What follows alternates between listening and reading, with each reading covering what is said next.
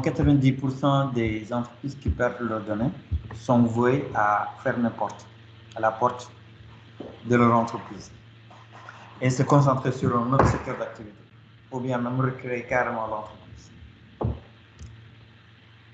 Mais l'importance de la donnée en 2023, comme je le disais tout à l'heure, pourquoi les données et les PME en 2023?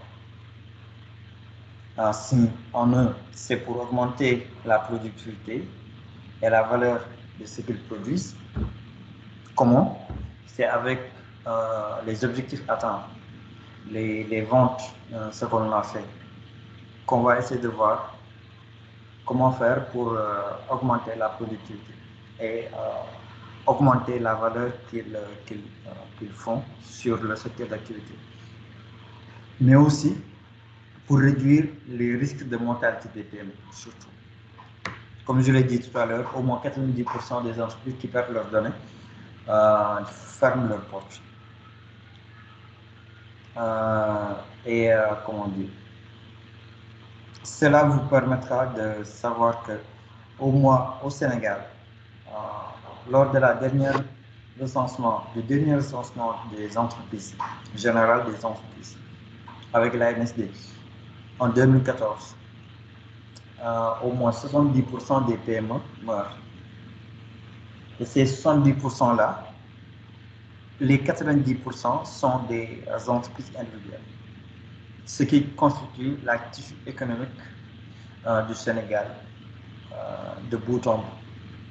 Les 10% restants, ou bien les 2% restants, sont les grandes entreprises.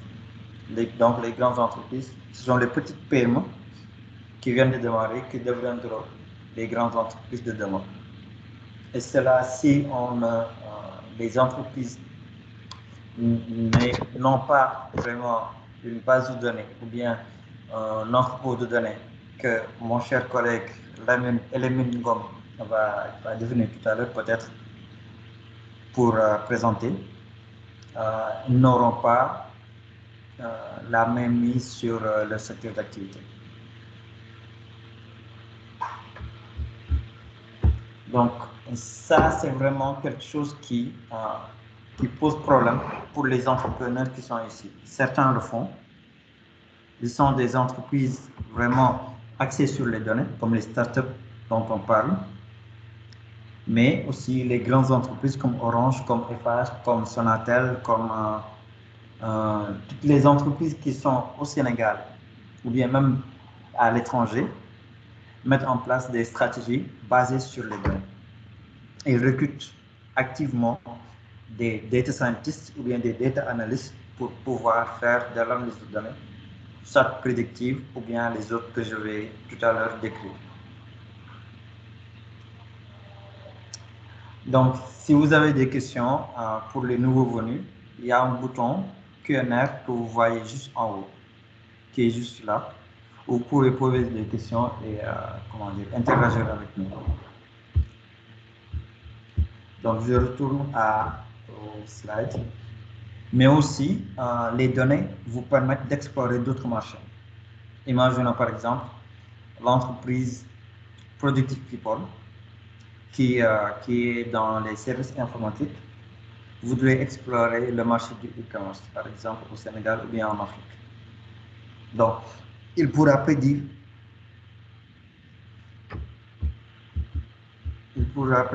excusez-moi,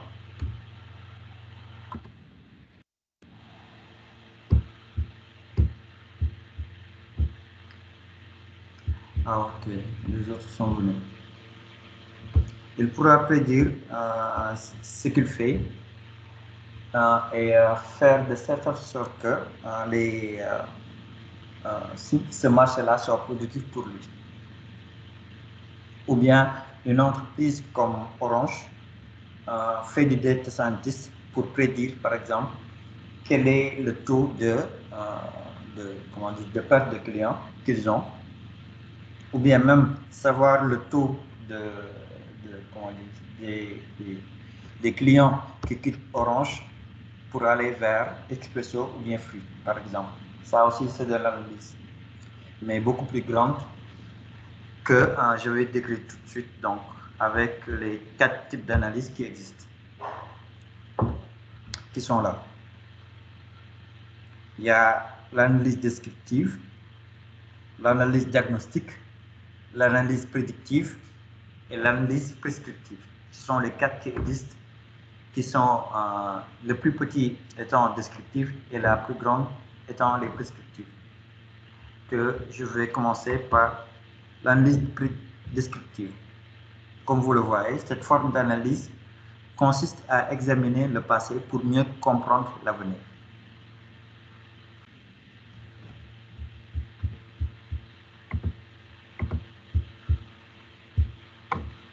Voilà, donc il y a quelqu'un qui gère les entrées, c'est mieux.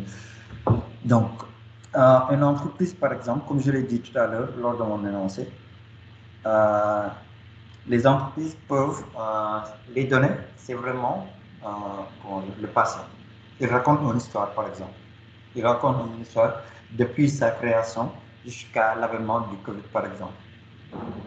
Les données de la Covid nous ont montré que l'entreprise, s'il n'a pas vraiment une stratégie axée sur les données, que ça soit dans les départements marketing, que ce soit dans les départements RH, commercial, etc., etc. Donc, tous les départements d'une entreprise ou bien d'une ONG, ils vont raconter une histoire pour pouvoir prendre des décisions beaucoup plus claires. Parce que, rappelons que les données, c'est juste de l'historique. C'est juste des chiffres et des lettres qu'on essaie de voir comment les lire à travers des images. Donc, ce tableau de bord-là vous permettra de savoir comment faire pour ne pas être englouti si une autre crise venait à survenir, comme celle de la COVID-19. Donc, en résumé, l'analyse descriptive, c'est quoi? C'est l'analyse descriptive des données, utilise les données des exercices précédents, comme je l'ai dit tout de suite, pour tirer des conclusions sur le fonctionnement actuel et le futur de l'entreprise. À ce stade-là, c'est juste des données, des données de vente qu'ils ont, de vente, des chiffres, rappelons-le. Donc, ce type d'analyse est utilisé pour obtenir des prospects de vente et suivre les indicateurs de performance clés. Dans un département marketing, par exemple, marketing digital, quand on poste sur LinkedIn, il y a un tableau de bord qui est directement sur l'analytics de LinkedIn, qui vous permettra de savoir qui vous suit, qui vous follow, qui interagit avec vous à travers les commentaires, qui partage vos publications. Et cette analyse-là, descriptive, si on veut générer des prospects, on va prendre ces données de LinkedIn et ensuite essayer de voir comment faire pour augmenter le nombre de followers sur la page LinkedIn d'une entreprise, comme Orange, FH, Productive People, InTouch, toutes les entreprises qui ont déjà des pages, pas simplement LinkedIn, mais aussi Facebook, Instagram, Twitter.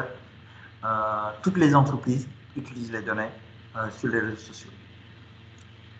Et les KPI, imaginons par exemple une entreprise qui a des objectifs de 4 millions de chiffre d'affaires.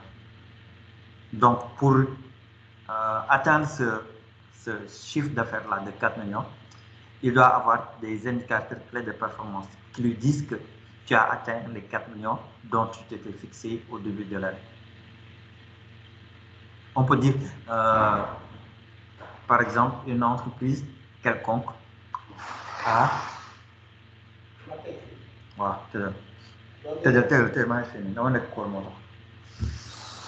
Donc, excusez-moi, je disais qu'une entreprise, par exemple, veut qu'il atteigne au moins 25 formations pour des agents de l'État, par exemple. Comment il va le mesurer? C'est ça les KPIs, indicateurs de performance clés, KPIs, Key Performance Indicators.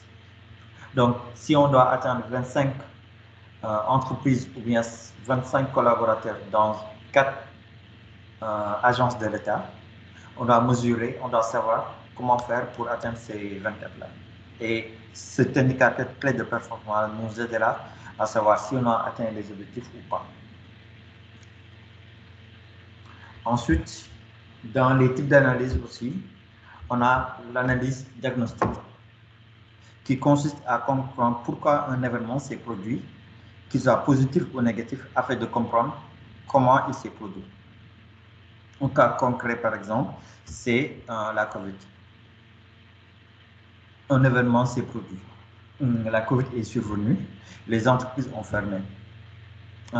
Toutes les entreprises ont fermé et on a des restrictions à faire dans notre localité et à l'étranger. Donc, comment on va faire pour savoir ce qui s'est produit et prendre les décisions pour ne pas être succombé sur comment dire, la prochaine attaque, par exemple. Après avoir repéré les causes et les facteurs entourant ces scénarios, les entreprises peuvent prendre des mesures préventives et reproduire le processus. S'ils analysent, par exemple, les données de la COVID, savoir comment il s'est produit, ils pourront mieux s'armer la prochaine fois quand un désastre se produit dans n'importe quelle partie du globe. Par exemple, un autre exemple de l'analyse diagnostique est utilisé pour identifier les hausses de vente afin d'aider les entreprises à utiliser les stratégies marketing appropriées à l'avenir. Ça, c'est une autre facette de l'analyse diagnostique qui permettra de pouvoir prédire et identifier les causes des hausses des ventes afin d'aider les entreprises à utiliser des stratégies marketing appropriées à l'avenir. Jumia, par exemple, utilise cette analyse-là pour savoir qu'est-ce qui produit les hausses des ventes sur le Black Friday, par exemple. Ou bien Alibaba regardera la même chose sur le secteur du e-commerce, par exemple. Donc, ces genres d'analyse-là, diagnostic et descriptive, c'est une partie qu'on appelle business intelligence. Peut-être l'analyse diagnostique utilisera un tout petit peu de l'intelligence artificielle pour pouvoir comprendre ce qui se produit. Mais l'analyse descriptive, là, c'est certainement basé sur le BI, Business Intelligence, qui est très limité d'une manière à ce que les entreprises vont utiliser le Big Data pour pouvoir prendre des décisions. Quand nos amis data scientists vont parler tout à l'heure, et BI.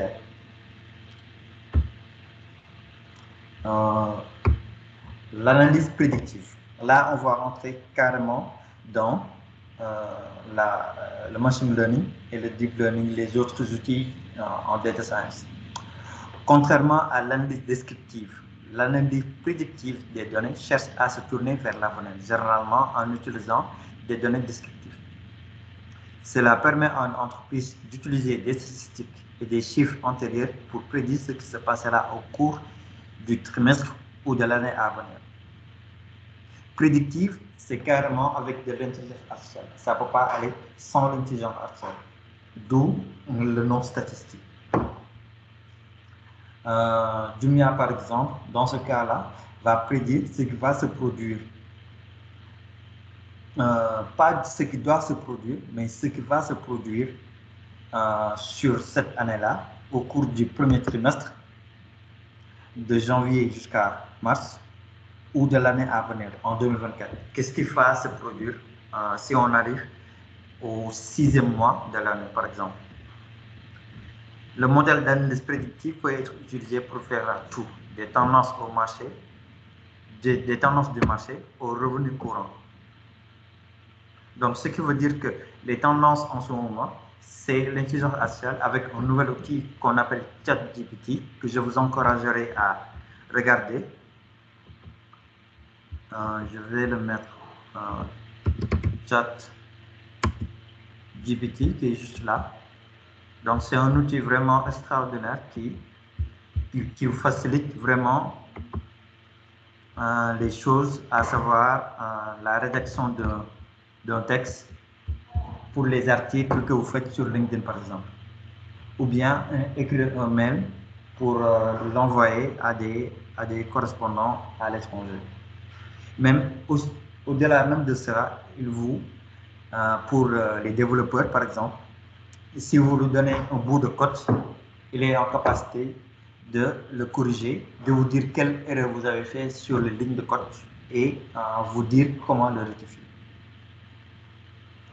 Donc, depuis au mois de décembre, les entreprises l'utilisent en ce moment pour écrire des textes, par exemple, gagner de l'argent avec ChatGPT, etc., etc. Donc, je vais le mettre dans le chat. C'est voilà, conversation. https chat.openai.com/chat. Voilà. Donc, allez-y. Il vous demandera juste de vous connecter avec votre adresse email et de faire entrer votre numéro de téléphone pour pouvoir l'utiliser. Et il y a, comment ça s'appelle, il y a Bamtu, une entreprise dans le data science qui a fait un webinaire sur ChatGPT et l'utilisation de ChatGPT. Donc, ensuite, en regardant vers l'avenir, les entreprises peuvent également évaluer les risques potentiels dans la chaîne d'approvisionnement avant que des problèmes surviennent. Dans ce cas-là, dans ce cas de figure-là, comment elle s'appelle encore, Sedima, un département data science qui lui permet de prévenir les problèmes qu'ils ont avec leur infrastructure. Surtout comment ça s'appelle, là où ils fabriquent les pondeuses. C'est comme ça que je peux les appeler. Et ensuite, faire de telle sorte que l'approvisionnement soit beaucoup plus fluide, soit beaucoup plus restreint pour que l'expérience utilisateur des entreprises puisse être beaucoup plus simple. Donc, et nous arrivons à le dernier type d'analyse, c'est l'analyse prescriptive. Il s'agit souvent du plus complet des 4 types d'analyse des données. La méthode d'analyse prescriptive combine des éléments issus des modèles descriptifs, diagnostiques et prédictifs pour permettre aux entreprises de formuler des plans axés sur les données. Là, on ne prédit plus, mais on prescrit carrément des plans pour l'atteinte des objectifs à la fin de l'année 2023, par exemple. Au cours de ce processus, les entreprises cherchant à créer des informations exploitables qui auront un impact positif sur les décisions et l'orientation de l'entreprise. Là-bas, sur l'analyse descriptive, prédictive, on prédit l'avenir. On essaie de voir est-ce que ça va se produire. Sinon, qu'est-ce qui va se produire? Là, on n'est plus sur l'analyse prescriptive. Ce n'est pas on prédit, mais on essaie de voir si on va atteindre. On a mis l'analyse prédictive pour regarder les tendances. Imaginons par exemple, Jumia va atteindre 100 millions de chiffre d'affaires, 100 millions de dollars, par exemple, de chiffre d'affaires sur l'horizon 2024. Et arrivé en 2024, qu'est-ce qu'il va faire? C'est comment atteindre les 100 millions. C'est qu'il va mettre un plan d'action pour atteindre cet objectif-là. Il va fixer un chiffre d'affaires 100 millions de dollars d'ici fin 2024. Comment je vais faire? Et ensuite, essayer de mettre un plan d'action, faire des webinaires, conclure des partenariats, regarder les formations que je peux faire pour renforcer les capacités de mes collaborateurs, aussi bien internes qu'externes, etc., etc., etc. Donc, ce sont les 4 types d'entreprises qui existent. Les 2 premières, c'est du BI. Ce sont des données structurées. Quand on dit structuré, c'est vraiment des chiffres et des lettres, tout simplement. Alors que les 2 dernières, prédictives et prescriptives, là, c'est carrément des analyses très poussées avec des algorithmes qui vont utiliser les mathématiques avec les probabilités et les statistiques pour pouvoir prédire et essayer de voir comment faire pour atteindre cet objectif-là. Donc, moi, j'ai terminé ma partie.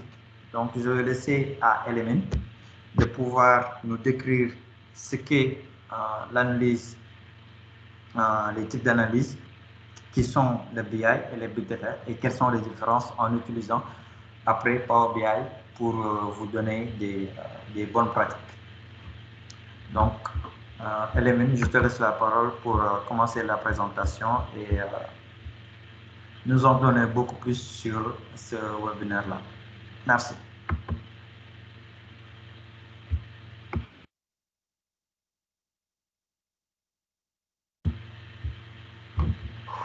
Elémine, est-ce que tu es là? Ouais, je suis là. Ouais, donc c'est à toi. Tu peux commencer à présenter. Ouais, bonjour. Ouais, bonjour pour ceux qui sont venus en cours de chemin. Donc, moi, c'est Elimine Gam.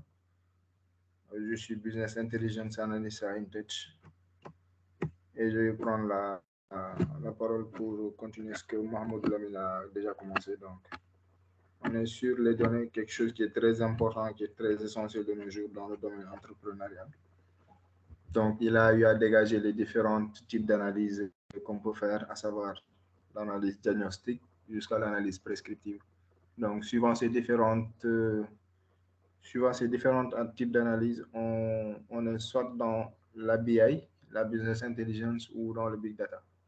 Donc, ce que nous allons faire, c'est déjà définir la BI et la Big Data, essayer de voir quelles sont les différences entre ces deux concepts. Et nous allons finir par un outil de BI qui est le Power BI que certainement beaucoup d'entre vous connaissent. Et on va faire un peu du deep diving, à savoir présenter l'interface sur laquelle on aura à interagir quand on fait un rapport sur Power BI. Donc, je vais partager mon écran. Comme ça, on va démarrer.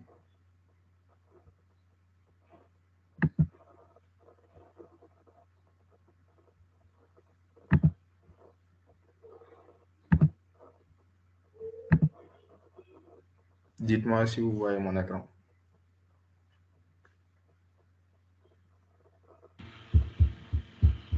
C'est bon. Ouais, c'est bon. D'accord. Excusez-moi. Donc, comme Mamoudou Lamine l'a si bien dit, les données occupent une place très importante maintenant dans le domaine des entreprises. Pour qu'une entreprise puisse évoluer ou bien même rester en vie dans cette milliard d'entreprises-là, il va falloir qu'ils connaissent déjà ces données et qu'ils puissent les regrouper, les rassembler et qu'ils puissent les analyser. Donc, suivant ce type d'analyse-là, on a soit le business intelligence ou la big data. Donc, ce qu'on va faire, on va faire une brève introduction. Donc, comme je l'ai dit tantôt, on va essayer de voir qu'est-ce que la BI, qu'est-ce que le big data, les différences entre la BI et le big data. Et on va finir par l'outil de Power BI avec un focus sur le Power BI Desktop. Donc, je ne vous apprends rien. Donc, Mamadou Lamine l'a si bien dit, les données sont quelque chose de très important. Les services de marketing l'utilisent. Par exemple, si vous avez une entreprise qui est dans qui est un fournisseur de services. Donc, pour pouvoir fournir des services, il va y avoir des clients qui veulent utiliser ce service-là et le service de marketing utilise en quelque sorte les données pour pouvoir cibler leurs clients et pouvoir démarcher de nouvelles clientèles en fait. Netflix aussi fait de l'analyse de données avec une recommandation. Disons, vous avez un compte Netflix, vous suivez un genre de film particulier, vous vous allez vous rendre compte que au fur et à mesure que vous visitez l'application, il va vous proposer des types de films qui sont en rapport avec les films que vous avez l'habitude de regarder. Donc, c'est ça. Les plus grosses entreprises sont dans l'analyse de données prédictive, analyse quantitative, Google, Twitter, Facebook, etc. Toutes ces entreprises-là font de l'analyse de données, en fait. Donc, on va poursuivre avec la définition de la BI. Donc, selon le type d'analyse effectuée, on parle soit de business intelligence ou de big data. Donc, qu'est-ce que la BI? La BI, c'est l'acronyme de business intelligence. Donc, comme vous le voyez, c'est un ensemble d'outils, en fait. Un ensemble d'outils, de procédés, de mécanismes qui sont mis en place ensemble et qui nous permettent de collecter les données de différentes sources. Disons, une entreprise utilise une base de données, une autre utilise des fichiers Excel, une autre utilise peut-être un data warehouse. Donc, toutes ces sources de données-là, quand vous faites la BI, vous allez récupérer les données de ces différentes sources-là. Vous allez les nettoyer parce que les données ne sont pas toujours propres. C'est ce qu'on appelle le traitement de données.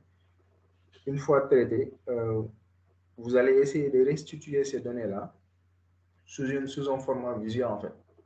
Parce que c'est bien beau d'avoir des chiffres qui peuvent vous dire, bon, on a vendu telle quantité de tel produit à tel lieu durant un moment tel. Mais tout ça avec des chiffres, ce sera un peu difficile. Par exemple, on a un tableau où on a l'ensemble des boutiques qu'une entreprise a et l'ensemble des quantités vendues sur une période. Si vous voulez effectuer une analyse sur, disons, 2 mois, 3 mois à la limite, ça va être un très gros tableau. Donc, pour avoir une analyse qui est assez frappante, qui vous accroche dès le début, ce serait bien d'avoir une image, d'où l'expression qu'on utilise tantôt, une image vaut 1000 mots. Donc, le fait de faire la BI, c'est avant tout de collecter, traiter et donner un visuel aux décideurs qui permet de retracer l'ensemble de l'activité en un clin d'œil. Par exemple, on a un graphe. Sur un graphe, on peut voir carrément sur le graphique, on peut voir par exemple un diagramme en barre. Le graphe le plus long sur une mesure de quantité vendue va forcément coïncider avec le plus gros, les produits les plus vendus pour une boutique. Donc, la BI est aussi connue sous le nom de informatique décisionnelle. Donc, ça nous permet de prendre des décisions en fait sur un traitement de données effectué en faisant de la BI. L'objectif, c'est de pouvoir dire aux décideurs, bon, vous savez, vous avez fait ça, ça, ça. Maintenant, ce que vous devez faire, c'est ça, ça et ça. Donc, cette analyse de BI va permettre aux décideurs de pouvoir prendre des décisions. Ça ne va pas leur dire carrément, vous allez prendre telle décision ou telle décision, mais en fonction des résultats que vous les présentez, ils vont pouvoir s'appuyer dessus afin de prendre de très bonnes décisions stratégiques. Donc, c'est quoi le big data à côté de la business intelligence? Le big data, par contre, c'est quelque chose qui utilise un volume de données beaucoup plus important que la BI.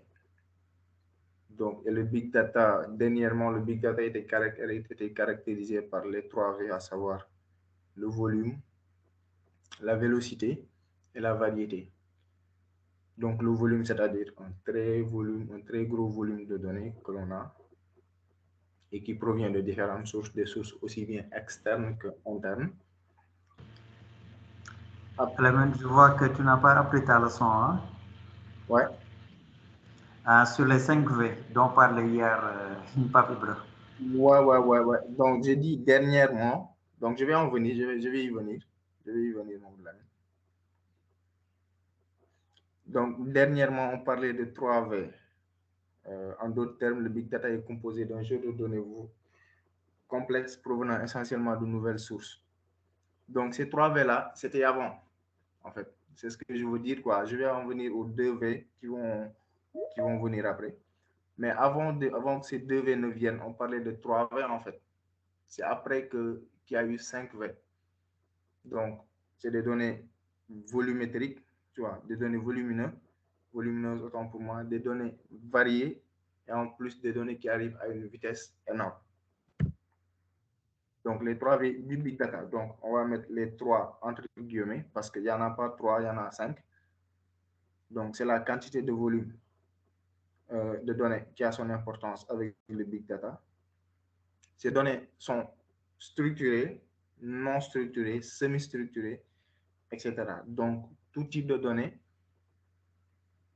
avec un gros volume pour faire du big data, à condition qu'ils remplissent les conditions qui vont venir, à savoir les autres V. La vitesse, c'est la vitesse à laquelle les données sont reçues et éventuellement traitées. Par exemple, aujourd'hui, on est dans un monde qui est digital. Pour une information qui sort, Cristiano Ronaldo qui signe à Saudi Arabia, quelque chose comme ça. Sur Twitter, tu vois d'énormes tweets, une quantité énorme de tweets concernant ce sujet-là. Ça, c'est une génération de données à la vitesse de la lumière, en fait, si je peux le dire entre guillemets. Donc, la variété aussi fait allusion au nombre de types de données disponibles. Des données de géolocalisation, des données météorologiques, etc. Donc, c'est une variété de données qu'on peut utiliser pour faire du big data. Après ces trois V-là, tu vois, on en vient aux deux autres V qui ont vu le jour ces dernières années, à savoir la valeur et la véracité. Donc, maintenant, il ne suffit pas d'avoir juste des données avec des données volumineuses, des données variées et des données qui arrivent à une très grande vitesse pour faire du big data. En plus de ces trois V-là, il va falloir que ces données aient de la valeur parce qu'on ne peut pas prendre n'importe quelle donnée pour faire du big data. Si c'est des données qui ne nous servent à rien, donc ça n'a pas de sens en fait. Et de données qui ont une véracité. Par exemple, là, on voit dans le net des fois pour une campagne donnée ou bien une campagne présidentielle, on se rend compte qu'il y a beaucoup de comptes fake qui sont créés, qui génèrent des données. Ces données, en fait, c'est des données, on voit que c'est des données qui sont générées, mais ces données-là sont issues des comptes fake, en fait. Donc, c'est des données qui, pour la plupart, leur véracité reste à prouver. Donc, c'est ça les 5 veilles que doit respecter les données pour faire du big data. Donc, c'est ça. Et ces deux dernières veilles-là ont vu le jour ces dernières années, à savoir la valeur et la véracité. Donc, qu'est-ce que le big data? Le big data, c'est un très gros volume de données qui est varié, qui arrive à une très grande vitesse, ayant de la valeur et étant des données avec une véracité vérifiée. Donc, c'est ça, en fait, le big data. Contrairement à la BI, la BI qui est un ensemble d'outils, de procédés utilisant des données internes à l'entreprise pour pouvoir aider à une prise de décision des décideurs. Donc là, après, à la fin, on va voir quelles sont les différences entre le big data et la BI. Donc avec un... Excusez-moi. Donc là, on a un petit tableau récapitulatif qui nous montre les différences entre la business intelligence et le big data. Donc, suivant les rôles que peut avoir la BI ou le big data, on a des différences en fait. Le rôle de la BI, c'est de livrer des rapports pertinents, à savoir les KPI, comme l'a si bien dit Mondou. Donc, c'est des Key Performance Indicators qui permettent à l'entreprise de savoir sur quel axe ou bien sur quelle base porter leur stratégie, quels sont les chiffres clés de l'entreprise, les chiffres d'affaires, par exemple, le nombre de ventes effectuées, le nombre de pertes effectuées, le nombre de clients qui effectuent, bien le nombre d'associés qui font le plus de ventes. Donc ça, c'est des chiffres, c'est des indicateurs clés que fournit la BI. Le big data, par contre, sur son rôle, il permet de collecter, d'intégrer et d'analyser des quantités astronomiques de données. Donc, par exemple, pour une entreprise, il va falloir que, pour faire du big data, qu'on ait des données du passé, du présent, et ces données vont être croisées avec, disons, d'autres données qui vont venir pour pouvoir faire du big data. Donc, les sources de données de la BI sont le système informatique de l'entreprise. Donc, ce sont des données internes parce que la BI est propre à une entreprise. ou bien à l'entreprise qui l'utilise. Et les data sources de la BI sont éventuellement les fichiers Excel qui traversent l'entreprise ou bien qui sont générés par les activités de l'entreprise. Si par exemple l'entreprise a un système informatique, donc ce sont ces données-là que la BI va utiliser pour faire une analyse. Et pour le big data, on peut avoir, en plus du système informatique de l'entreprise, avoir des sources de données externes, peut-être des sources de données des concurrents, si on peut les avoir, évidemment, ou bien d'autres sources de données qui sont gratuites pour faire du big data. Donc, les types de données, comme je l'ai dit tantôt, ce sont les données internes à l'entreprise pour faire de la business intelligence. Et pour le big data, les données structurées sont là, mais aussi des données non structurées. Par exemple, sur Twitter, les données que l'on a, ce sont les likes, les j'aime, les commentaires, etc. Et ce sont ces données qu'on utilise pour faire peut-être, par exemple, une application du big data, l'analyse de sentiments, par exemple. Donc ça, ce sont des données qui sont non structurées. Pour une utilisation de la BI, des événements passés et des informations actuelles pour orienter les décisions des managers. Ils se basent sur le passé et les activités du moment présent pour pouvoir dire à l'entreprise, tu peux te baser sur ce qu'on a fait déjà et ce qu'on fait actuellement pour prendre des décisions futures. Donc, et la big data aussi, quant à elle, s'appuie sur l'évolution des données afin de prédire les tendances à venir. Par exemple, dans 2 ans, il y aura une hausse peut-être de la crypto-monnaie, etc., etc. Et le mode de stockage, enfin, qui différencie la BI et le big data. Les données qu'on utilise pour faire de la BI sont le plus souvent stockées dans un serveur central au sein de l'entreprise. Si l'entreprise possède par exemple un data warehouse, un data lake, etc. Donc ce sont ces données-là, ce sont ces genres de stockage qui sont les plus utilisés pour les données qui servent à faire de la business intelligence. Et pour le big data, c'est un système de fichiers distribués. Donc les fichiers, comment dire, les données proviennent de plusieurs sources externes, internes. Et pour la sauvegarde, comme c'est un très gros volume de données, la sauvegarde pourra se faire sur plusieurs serveurs en fait, pour pouvoir pallier à ce gap de capacité de stockage. Donc, après avoir fait Power BI, Business Intelligence, Big Data et les différences entre les deux, on va faire un petit bref ou bien jeter un petit coup d'œil sur un outil de BI qui est Power BI, qui est un outil très puissant, je vous le dis. Power BI vous permet de récupérer vos données de n'importe quelle source, entre guillemets. Bien vrai que parfois il peut qu'il y ait des limites, mais là, pour le moment, pour différentes sources de données que vous avez, à savoir fichier Excel, PDF, un dossier de fichiers, un data warehouse, un data lake, une base de données SQL, de ces sources-là, vous pouvez utiliser Power BI pour faire de la business intelligence. Donc, Power BI, c'est un outil de BI et c'est un service aussi d'analyse et de visualisation de données qui est basé sur le cloud en fait. Tout ce que vous faites, vous pouvez le faire localement à travers Power BI Desktop et après pouvoir partager votre travail. Vous utilisez le cloud avec Power BI Service, qui est une plateforme, le site web de Power BI en fait. Donc, Microsoft Power BI vous permet d'avoir un accès rapide et facile à vos données. Comme je l'ai dit, j'entends de différentes sources de données. Vous pouvez aller récupérer vos données, les mettre dans Power BI Desktop et faire votre analyse. Une vue généralisée de votre entreprise. Vous avez un système informatique où toutes les données de l'entreprise sont centralisées dessus. Avec Power BI, vous pouvez généraliser et faire une vue générale avec ces données-là de votre entreprise. Vous pouvez faire la découverte et l'exploitation de vos données avec Power Query, qui sont des outils propres à Power BI. Des informations à partir de n'importe quel appareil. Vous avez un appareil mobile, vous pouvez visualiser un dashboard avec Power BI. Vous avez un ordinateur, vous pouvez visualiser votre dashboard avec Power BI, etc. La collaboration au sein de votre entreprise. Donc, c'est un outil d'entreprise en fait, Power BI. Power BI vous permet de mettre en collaboration les gens au sein de votre entreprise. Par exemple, vous créez un dashboard, vous le partagez à votre supérieur. Le supérieur prend le dashboard, il le partage à son supérieur à lui, etc., etc. Et ça permet une collaboration au sein de l'organisation.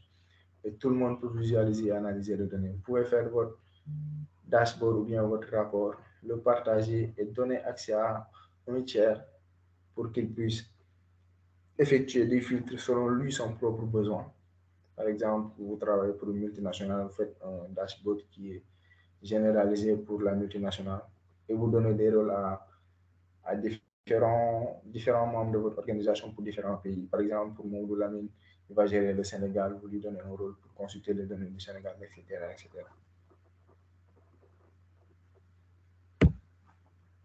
Donc, les composants de Power BI. Donc, là, on va essentiellement s'arrêter à trois composants essentiels qui sont Power BI Desktop, Power BI Website ou encore Power BI Service et Power BI Mobile Apps.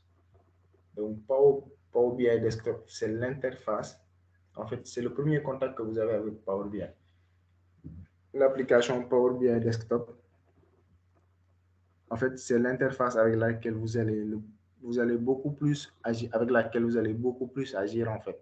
Parce que c'est là-bas où vous allez récupérer les données, effectuer une modélisation. Excusez-moi. Donc, c'est là-bas que vous allez récupérer les données de votre source de données. C'est là-bas que vous allez traiter, c'est là-bas que vous allez effectuer des analyses, par exemple, créer des mesures, créer des visualisations pour donner à votre supérieur, disons, le rendu visuel dont il a besoin. Donc, tout ça, c'est sur Power BI Desktop. Après, il y a Power BI Website, qui est le site sur lequel, une fois que vous avez fini votre rapport, vous allez le partager sur Power BI Website, qui en quelque sorte, c'est Power BI Service, sur le service Power BI.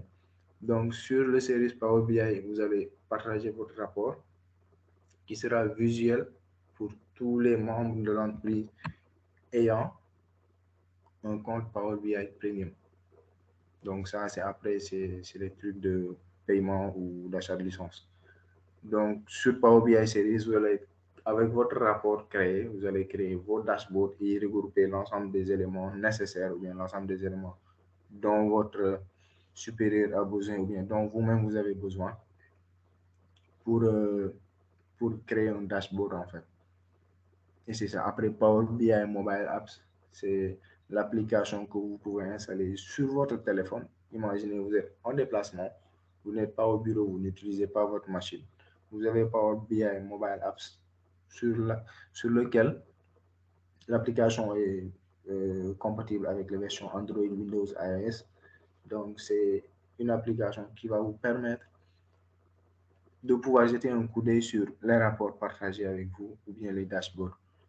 Donc, il y en a d'autres. Il y a d'autres composants de Power BI, à savoir Power Query. Ceux qui connaissent Excel connaissent aussi Power Query et Power Pivot.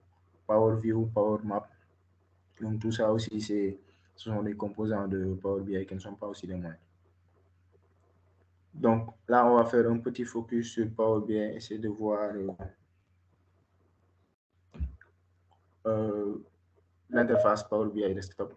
Et après, je vais donner quelques bonnes pratiques et passer la main à Chaibra.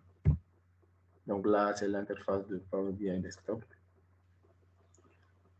Dès que vous ouvrez Power BI Desktop, vous allez voir ça. Donc, je vais vous montrer. Dites-moi si vous voyez toujours mon écran.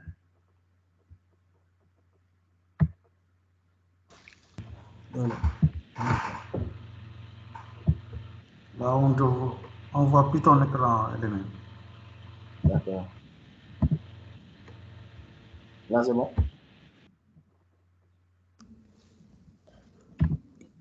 Oui, c'est bon. Ok. Donc là, c'est l'interface Power BI Desktop que vous aurez à utiliser quand vous allez faire de la BI avec Power BI. Donc, c'est une interface qui est assez intuitive en fait. Donc, il y a juste à lire sur le haut, sur le ruban, là où vous allez obtenir les données. Donc là, c'est quand vous utilisez Power BI, c'est le premier truc à utiliser en fait, obtenir les données. Vous allez déjà obtenir les données avant de pouvoir faire quoi que ce soit. Sans données, vous ne pouvez rien faire. Donc, vous allez obtenir les données ici et vous voyez, il y a différentes sources de données, en fait, qui sont là à votre disposition. Donc, vous êtes soit sur du MySQL, sur un fichier JSON, un dossier de fichier Excel, vous êtes soit sur SharePoint, base de données MySQL, Oracle. Vous voyez, il y a énormément de sources de données qui sont disponibles sur Power BI Desktop. Donc, c'est là, vous vous connectez, vous utilisez, vous cliquez sur la source de données que vous voulez utiliser et vous téléchargez vos données. Donc, quand les données vont se télécharger, ce qu'il faut comprendre, c'est que dans Power BI, le schéma, c'est ça, c'est obtenir les données, aller dans Power Query, faire des transformations, peut-être normaliser les données, etc., etc., et faire des représentations graphiques. Donc là, vous voyez à droite, on a différents types de représentations qui sont là. Et vous avez 3 boutons qui sont là pour vous dire si vous voulez avoir d'autres types de visuels qui, selon vous, vous avez besoin d'un visuel qui n'est pas dans ce catalogue-là. Vous pouvez l'obtenir à partir de là. Et là aussi, on a pour une création de table, vous avez des tables. Vous voulez créer une nouvelle table à partir des données que vous avez déjà. Vous pouvez utiliser ce petit onglet-là. Et là, le plus important va se passer ici, en fait, c'est la modélisation. Donc, vous pouvez avoir ceux qui utilisent des bases de données, peut-être peuvent le comprendre. Pour modéliser, vous avez différentes tables qui ont des données en commun. Par exemple, le numéro de produit ou bien le numéro de client, le numéro de commande. C'est ici que vous allez faire vos relations, faire votre modèle, faire les associations clés primaires entre différentes tables pour avoir votre modèle qui est bien solide. Après cela, je pense que vous pouvez vous amuser à créer vos visualisations. Et c'est sur ce canevas-là que vous allez le faire. Et à la fin, vous venez ici pour faire un publier sur le Power BI Service, ce qui va vous permettre de partager votre rapport ou bien votre dashboard sur le service Power BI.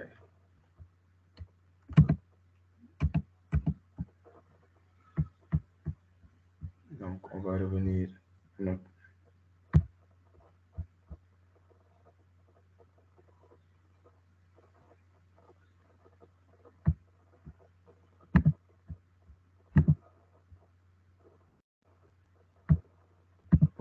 à notre présentation.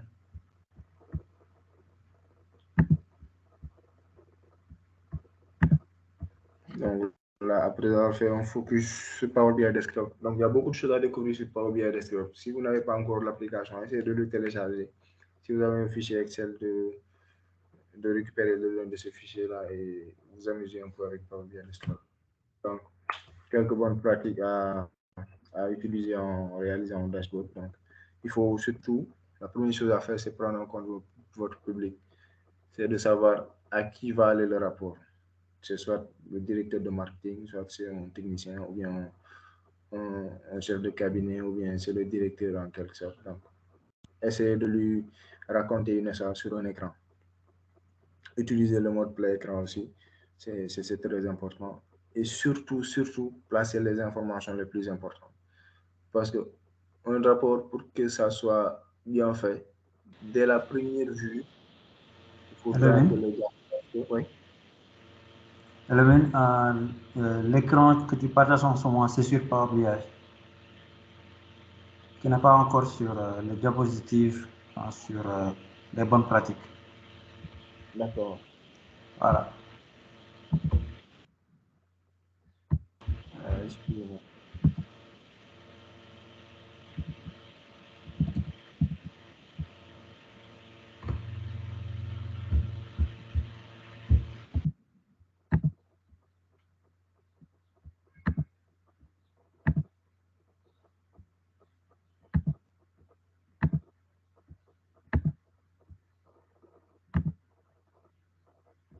Donc, c'est ça, c'est ce que je disais. Hein? Les bonnes pratiques. Utiliser le mode plein écran, parce que ça pourra permettre d'avoir une vue beaucoup plus élargie avec de gros caractères, donc quelque chose de très lisible. Donc, placer les informations les plus importantes. Donc, comme on l'a dit, pour faire de la BI, il faut mettre en valeur les tendances, disons les KPIs, etc., etc. utiliser une visualisation de données qui convient au type de données. Pour des données d'évolution, utiliser peut-être un diagramme à barre avec un axe des abscisses, l'évolution, soit le mois, ou bien la date, ou bien les années, avec le diagramme en barre, ça pourrait aider. Donc, c'est des choses à prendre en compte pour avoir un dashboard qui est digne d'un dashboard, en fait. Donc, en conclusion, il faut savoir que la BI et la Big Data ont des différences entre elles, mais ça ne les rend pas pour autant incompatibles. Au contraire, le Big Data doit se servir des analyses qui sont effectuées par la BI pour pouvoir faire des analyses, elles aussi, des prédictions et des prescriptions qui pourront aller dans le sens de l'entreprise et aider l'entreprise à prendre des décisions et de très très bonnes décisions. Donc, en quelques mots, je dirais que le Big Data, c'est l'avenir en fait. Donc, merci à vous, merci pour votre attention. Je passe la parole à mon module, à Pape Ibra pour la suite. Merci.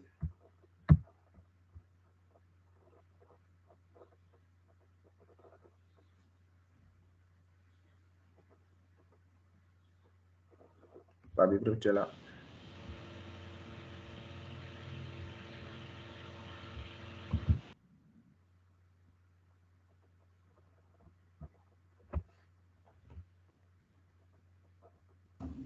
Oui, je suis là. Vous voyez mon écran? Oui, oui. Bon, je m'appelle, bonsoir à tous, salam alaikum. Je m'appelle Papa Ibra Diaye. Je suis Data Scientist et Business Intelligence Analyst. Donc, pour ce webinaire, nous allons parler d'abord du data, type d'analyse de données. Et je pense que Mohamed Lamine Baradian et Eline Ngom ont déjà présenté la partie concernant les données et les types d'analyse de données, Big Data, Business Intelligence. Donc, nous allons passer aux différents tableaux d'abord que nous pouvons avoir pour les PME.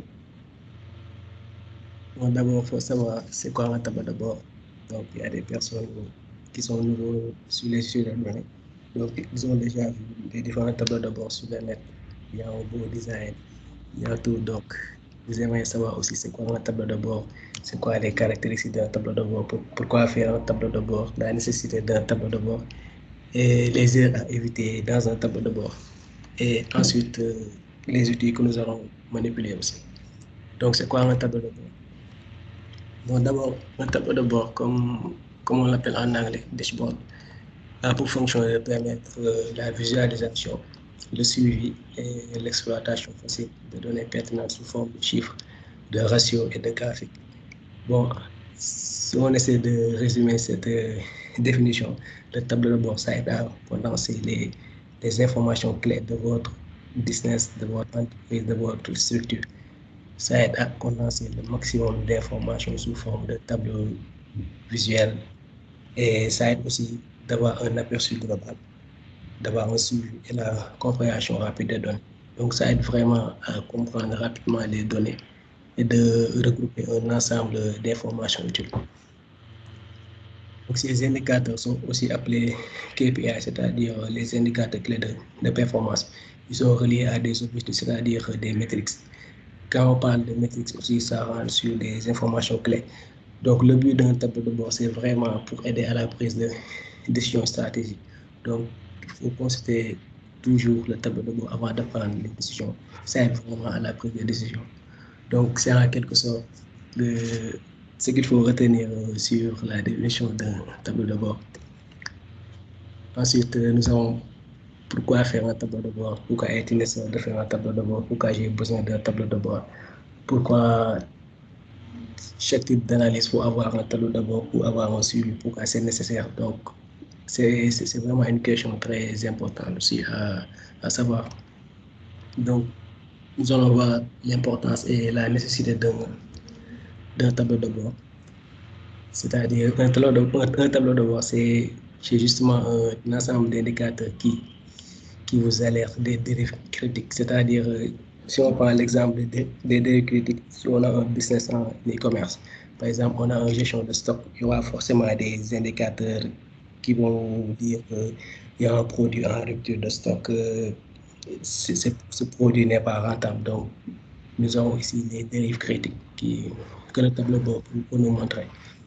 Ensuite, un tableau de bord nous aide aussi à l'évaluation d'une situation, c'est-à-dire si ma stratégie est bonne, si la segmentation de marché est bonne, donc toutes ces questions-là, d'évaluer une situation aussi. Ensuite, le tableau de bord nous guide aussi dans nos décisions, c'est-à-dire de prendre des décisions stratégiques. Donc, il faut essayer de faire parler les données. On ne vient pas justement regarder un tableau de bord ou bien faire des réunions directement pour essayer de prendre des données. Il faut d'abord consulter le tableau de bord pour avoir toutes les informations clés qui vont vous aider à prendre les décisions stratégiques. Et le tableau de bord aussi nous aide à communiquer des faits, motiver les équipes et pour la suivi d'objectifs. Donc, ça nous aide vraiment à motiver les équipes et de ne pas faire des réunions inutiles, beaucoup de réunions et il n'y a pas de suivi après. Donc, ça nous aide vraiment à communiquer les faits. Quand on parle de faits, c'est les insights, c'est-à-dire les informations utiles qui viennent du données. C'est ça qu'on appelle les faits. Et quand on parle de motivation des équipes, ça va aider les équipes aussi de savoir en temps réel, d'avoir un suivi sur l'activité de l'entreprise. Donc, ça aide vraiment à motiver les équipes. Donc, c'est en quelque sorte l'importance et la nécessité d'un tableau de bord. Ensuite, nous allons parler des finalités d'un tableau de bord. Donc, ce qu'il faut retenir ici, c'est qu'il faut d'abord savoir la finalité d'un tableau de bord. Donc, mon tableau de bord que je vais créer, ça va servir à quoi? Quelle est son utilité? Quel est son avantage? Donc, il faut d'abord avoir une finalité dès le début, c'est-à-dire de savoir quel type de tableau de bord que je vais faire. La finalité, ça va servir à qui? Donc, pour la première finalité, nous avons le pilotage opérationnel. Quand on parle de pilotage opérationnel, c'est-à-dire le suivi de l'exécution des tâches au niveau des opérations et de la mise en œuvre d'un plan d'action. Donc, la première finalité, c'est le pilotage opérationnel. Donc, nous avons comme exemple le nombre de clients pour les vendeurs, le taux de rupture de stock pour le service d'approvisionnement, taux de décroché pour un call center, gestion de projet, tableau de bord, de gestion pour le suivi budgétaire, gestion de risque. Donc, une première finalité, c'est le pilotage opérationnel. Donc, c'est un cas d'utilisation d'un tableau de bord. Ensuite, nous avons le pilotage stratégique. Quand on parle de pilotage stratégique, le tableau de bord va nous aider à avoir une vision globale des activités de l'entreprise au comité de direction et aux parties prenantes. Quand on parle de parties prenantes, ça peut être le client ou bien les autres qui sont des membres intégrants de l'entreprise ou bien du projet. Donc, ça va aussi faciliter la prise de décision.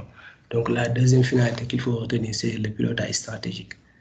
Donc, en exemple, nous avons la progression du chiffre d'affaires, le nombre de clients, la part de marché, évolution de la rentabilité, etc.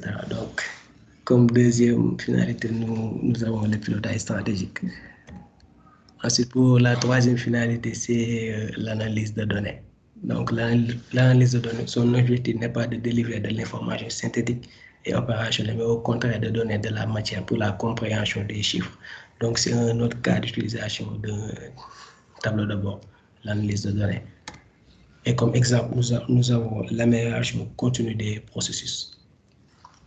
Donc, c'est en quelque sorte ce qu'il faut retenir des finalités opérationnelles, finalités stratégiques et l'analyse de données. Donc, nous allons passer aux différentes caractéristiques d'un tableau de bord. Donc, on ne vient pas directement faire un tableau de bord, il faut d'abord savoir les caractéristiques, les bonnes pratiques aussi. Un tableau de bord doit avoir quoi, ne doit pas avoir quoi. Donc, il faut essayer de savoir les différentes caractéristiques que peut avoir un tableau de bord. Donc, nous allons passer aux caractéristiques. Donc, pour la première caractéristique, c'est l'utilisation des sources de données accessibles en temps réel.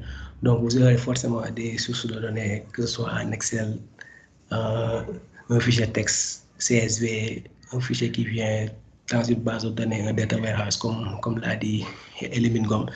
Donc, il faut utiliser des sources de données accessibles en temps réel. Donc, pour avoir une connexion entre la source de données et l'outil dont vous allez faire votre tableau de bord pour essayer d'avoir des données accessibles en temps réel. Ensuite, connaître son public. Connaître son public, c'est vraiment important parce que le tableau de bord, c'est pas pour vous, c'est pour les parties prenantes. Donc, il y aura des personnes qui vont rien savoir de la BI ou bien de l'analyse de données. Donc, il faut d'abord connaître son public. Le tableau de bord, ça va servir à qui? Pour la direction ou bien pour le marketing, la finance ou bien une autre organisation. Donc, il faut d'abord cibler son public qui va manipuler ce tableau de bord. Donc, il faut être vraiment très simple sur son public. Ensuite, nous avons identifié les objectifs et choisissez les indicateurs clés. Donc, il faut avoir dès le début les objectifs. Pourquoi je dois faire ce tableau de bord? Ce tableau de bord va comprendre quoi? Donc, il faut essayer vraiment d'avoir les indicateurs clés. Quand on parle d'indicateurs clés, c'est les métriques, c'est-à-dire les informations clés. Donc, il faut vraiment essayer de poser les questions aux parties prenantes. Vous avez besoin de quoi dans ce tableau de bord? Pourquoi je dois faire ce tableau de bord? Ça répond à quel problème? Donc, il faut avoir toutes ces informations. Donc, ensuite, il faut rester cohérent et se focaliser sur l'essentiel. Et regrouper aussi les données de manière logique. Et mettre aussi des indicateurs qui permettent l'action, c'est-à-dire des indicateurs qui vont vraiment permettre l'action. L'action, c'est juste la prise de décision. Donc, et le storytelling et le beau design. Quand on parle de storytelling, c'est-à-dire le tableau de bord doit raconter une histoire, c'est-à-dire quand on regarde un tableau de bord, ça doit te raconter une histoire, devoir les donner des informations qui sont vraiment importantes pour l'entreprise ou l'organisation, et aussi d'avoir un beau design. Il y a un débat entre si le design est important ou non, mais je dirais qu'il faut avoir un minimum un beau design pour essayer d'améliorer la vue du tableau de bord. Donc, nous allons passer sur les erreurs à éviter. Ne pas définir l'objectif clair pour le tableau de bord. Intégrer trop de métriques dans un tableau de bord aussi. Utiliser les données de mauvaise qualité aussi, il faut éviter. Et représenter les données dans le mauvais type de graphique ou tableau. Ça aussi, il faut vraiment éviter. Et présenter trop d'informations en un seul tableau de bord aussi. Il faut carrément éviter ça. Et utiliser une conception confuse, désordonnée et inaccessible aussi. Et se focaliser uniquement sur le design, c'est vraiment une erreur à éviter. Donc, je crois que Lamine Ba m'a envoyé un message pour me dire qu'il est 18h50. Lamine?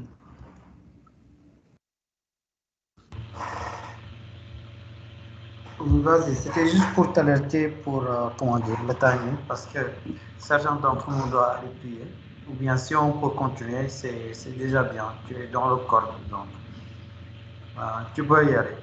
Il nous reste au moins quelques minutes avant l'heure de la prière.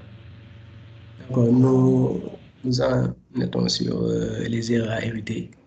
Donc, on a parlé des erreurs à éviter. Maintenant, nous allons passer sur les exemples de tableau de bord. Maintenant, ici, nous avons la gestion d'un lycée. Bon, nous allons faire la gestion d'un lycée avec un outil que Elimino avait déjà présenté, c'est-à-dire Microsoft Power BI. Donc, nous allons avoir des objectifs, c'est-à-dire avoir un suivi en temps réel du lycée, visualiser les informations clés du lycée et les performances et les résultats des élèves. Donc, c'est un premier cas pratique que nous allons présenter après. Ensuite, nous avons notre cas pratique, c'est-à-dire un business en e-commerce que nous avons fait avec Excel et Loco Studio. Comme on a utilisé Microsoft Excel et Loco Studio. Donc, ça va nous aider à avoir un suivi de mon activité en temps réel, à visualiser les informations clés de mon activité et suivi de mon stock, produits, commandes et les livraisons, etc. Donc, c'est un autre cas pratique. Ensuite, ça c'est le meilleur pour la fin. Donc, nous avons un tableau de bord sur le mouridisme, c'est-à-dire qui va faire la présentation de chez Amadou Bambake, d'avoir toutes les informations sur lui. Donc, on a développé ça avec Loco Studio qui est aussi un outil de données. Donc, l'objectif, c'est d'avoir les différentes informations sur les relations entre Cheikh Ahmadou Bamba et les autres. Donc, c'est en quelque sorte ce que nous allons présenter. Donc, sans plus tarder, nous allons passer sur la présentation du lycée. Vous voyez toujours mon écran.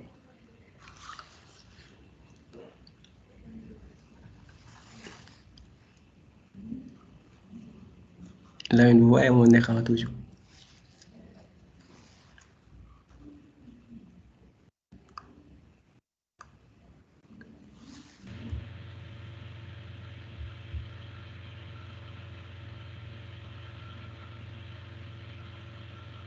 C'est bon.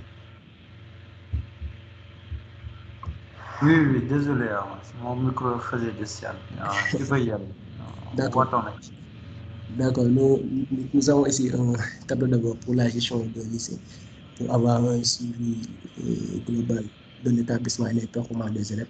Donc, nous avons ici les métriques, c'est-à-dire les informations utiles, nombre d'élèves par cycle, et nombre d'élèves par sexe, et nombre d'élèves par classe, statut des évaluations et taux de réussite, performance par classe et le résultat des élèves. Donc, c'est en quelque sorte un suivi global avec les différentes informations. Donc, un administrateur de l'école pourra considérer ce tableau de bord, avoir toutes les informations utiles du lycée. Donc, c'est en quelque sorte ce qu'on peut avoir avec Power BI. Donc, c'est l'exemple avec Power BI avec le lycée. Donc, le deuxième cas pratique, c'est la gestion en e-commerce. C'est-à-dire, ici, nous avons un cas pratique, un shop business, c'est-à-dire un business en e-commerce. Il peut avoir son suivi. Bon, l'outil, c'est développé avec Loco Studio, qui est une solution de Google. Donc, il y aura toutes les métriques, c'est-à-dire revenu par produit, score des vendeurs, mes clients, tendance des commandes. Donc, c'est en quelque sorte un aperçu global sur l'activité business en e-commerce, avoir toutes les tendances, les commandes, les revenus par produit. Donc, c'est vraiment dynamique. Donc, on va essayer de voir ça et c'est vraiment dynamique. La deuxième solution, c'est la troisième solution, c'est-à-dire en data analyse, vous aurez souvent des cas pratiques sur des domaines vraiment différents. Et ce n'est pas toujours un souci de business ou bien un souci de régler un problème en finance, en comptabilité. Donc, il y aura vraiment des cas pratiques sur d'autres domaines. Donc, il faut être vraiment polyvalent, d'être présent sur beaucoup de domaines, de comprendre aussi beaucoup de domaines. Ça va vous aider aussi sur vraiment beaucoup de pratiques. Donc, nous avons ici un exemple sur le tableau de bord sur Serigne Touba et ça va essayer d'avoir toutes les informations sur Serigne Touba, les métriques, c'est-à-dire de consulter vraiment et de voir les relations qu'il peut avoir avec les autres. Par exemple, ici, on a sélectionné Sokhna Salimata et on voit que c'est une fille et une disciple de Serigne Touba. Donc, c'est vraiment très dynamique. Par exemple, si on prend un autre aussi, Serigne Aboubakri, on va voir aussi que c'est un fils aussi. Donc, c'est vraiment dynamique comme outil de données. Donc, c'est en quelque sorte ce qu'on peut avoir avec le Loco Studio, qui est vraiment une solution très, très importante. Donc, c'est en quelque sorte les trois dashboards que nous avons à présenter. Et le dernier, c'est en Excel aussi. On peut vraiment avoir une solution business en Excel, avoir un tableau de bord qui vous aide à avoir les informations utiles de votre business, c'est-à-dire les informations clés, revenus par catégorie, chiffre d'affaires, revenus par produit, revenus par tranche, moment produit et les commandes par localisation.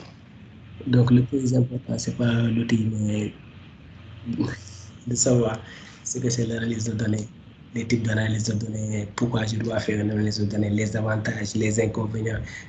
Maintenant, après, les outils, ça va passer vite fait, donc il n'y aura pas problème pour manipuler les différents outils. Il faut d'abord savoir la théorie qui est derrière l'analyse de données. Donc, c'est en résumé les différentes plateformes qu'on a eu à faire avec les différentes technologies. Donc, c'est en quelque sorte ma participation sur cette partie au niveau des tableaux de bord. Donc, je vais laisser la parole à Elimine et à Lamine Baradiagne.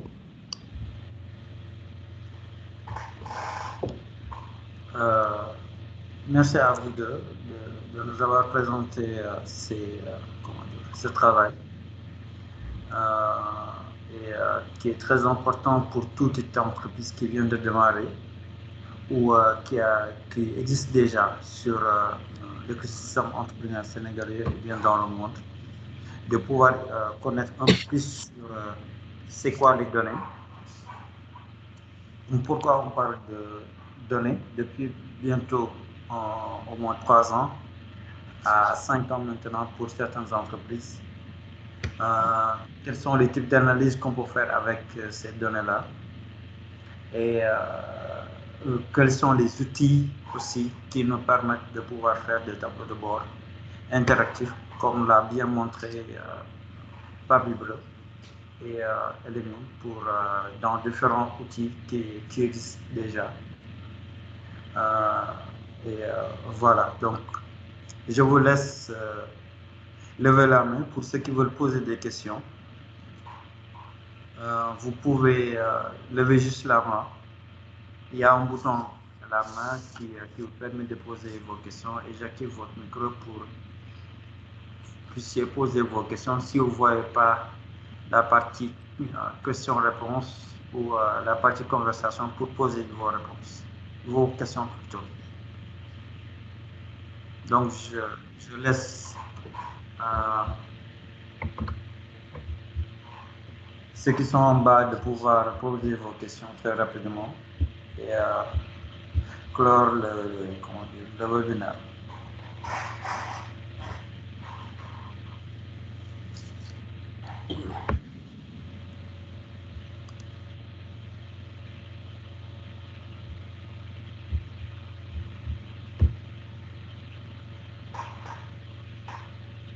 Personne n'a des questions?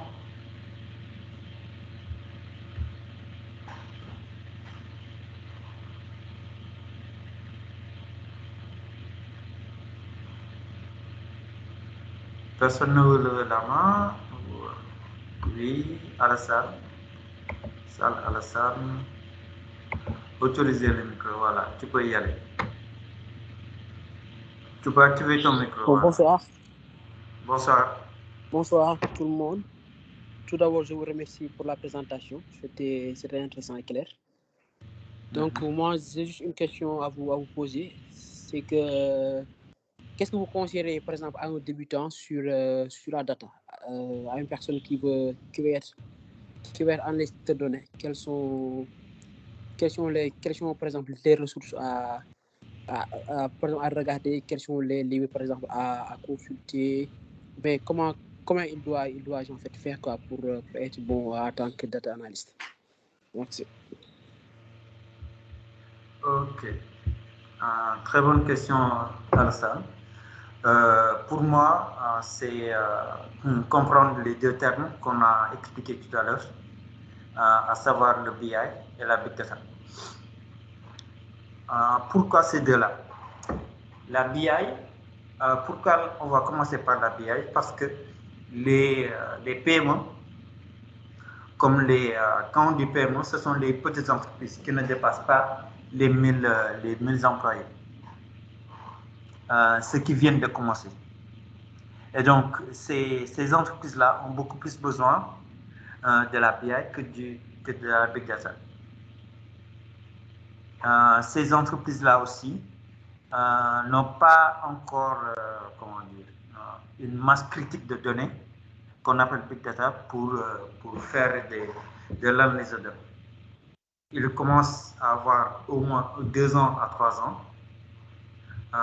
Peut-être au plus grand hasard, ils sont dans un secteur où les données sont variées, comme le cas de InTouch, comme le cas de PAPS, comme le cas de PayDunia, qui ont des transactions qui vont à l'ordre de 100 millions de lignes et qui ont vraiment de la valeur pour commencer à prédire ce qu'ils vont faire.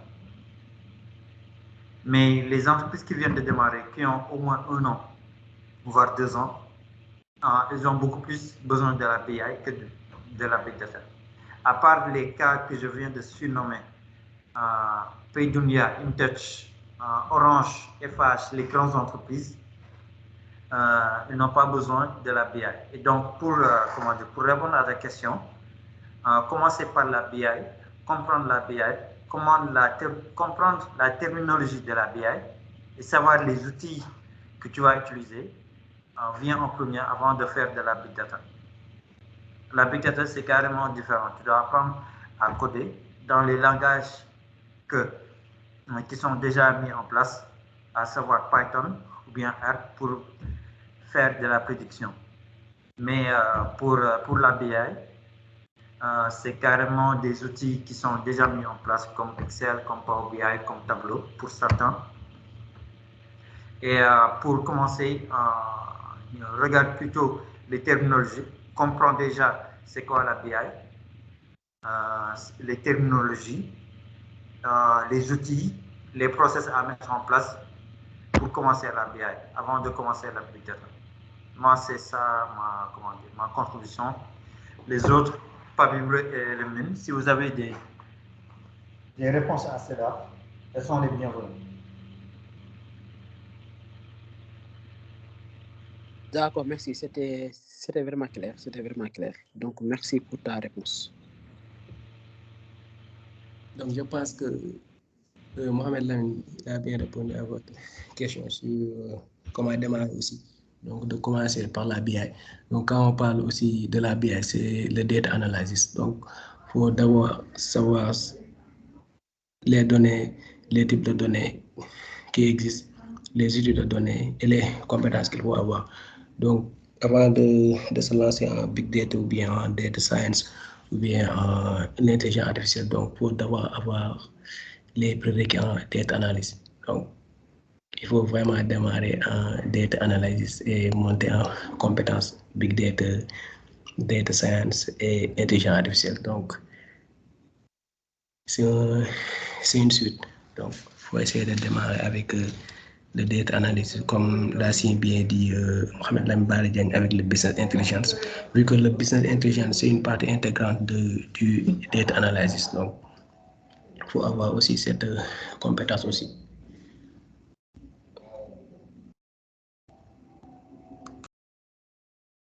D'accord, merci beaucoup. Merci beaucoup. Et pour les ressources aussi, nous avons écrit un article sur comment démarrer sa carrière en analyse de données. Donc après, je vais essayer de partager ce lien Medium. C'est un article sur Medium. On a essayé d'expliquer pour un débutant comment démarrer sa carrière en data analysis. Et là-bas, il y a beaucoup d'informations qui pourront vous intéresser aussi.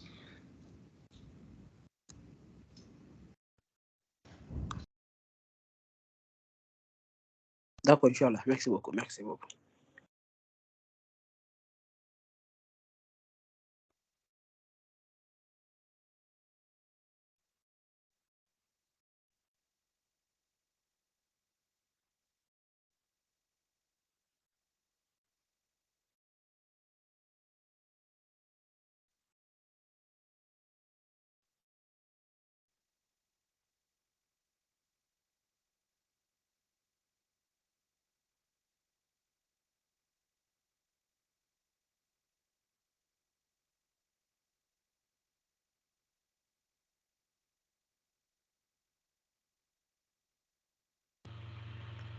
Pas d'autres questions?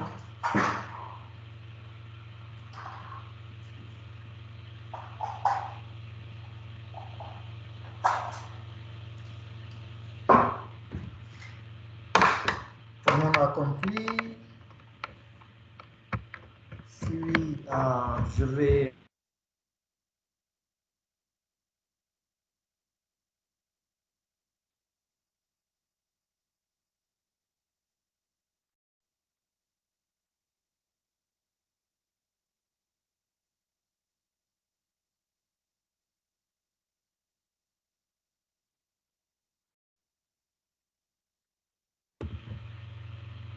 Tout le monde a bien compris.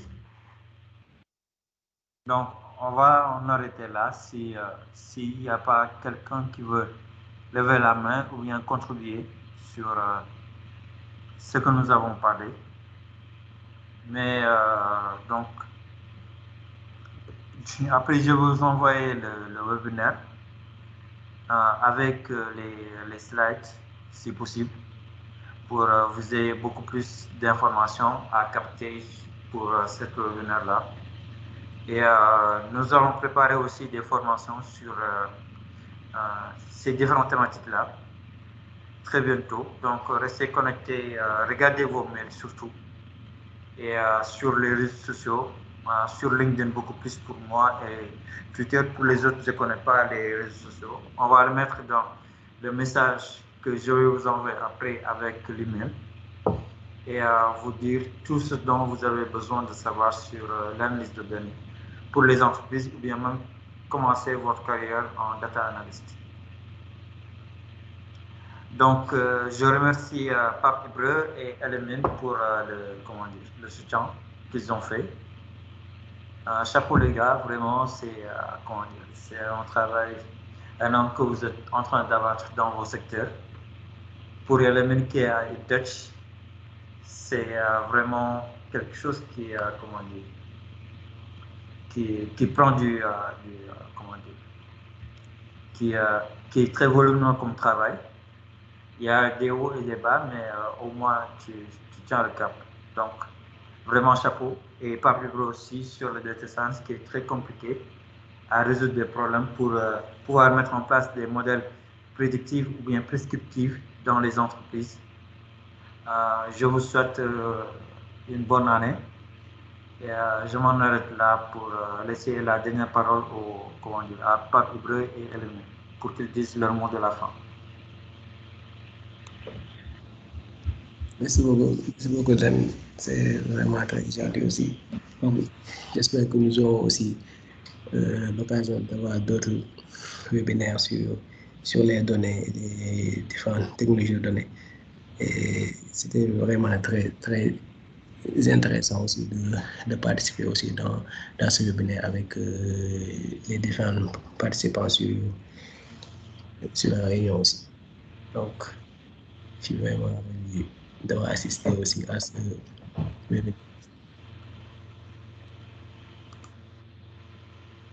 Element? Ouais, bon, moi, je te remercie déjà, Mamadou Lamine, et je remercie l'ensemble des participants qui ont pris de leur temps pour assister à ce webinaire. Donc, c'est un immense honneur de pouvoir être là et de vous parler de la donnée. Donc, comme je remercie aussi Pablo Hébreu pour ce magnifique dashboard. Je vais voir en dessous pour qu'il me donne le template, quoi, tu vois. Inch'Allah. Merci aussi à vous tous. Donc, comme l'a si bien dit Papa, j'espère qu'on aura l'occasion de se revoir et de se regrouper autour de la donnée, autour de la data.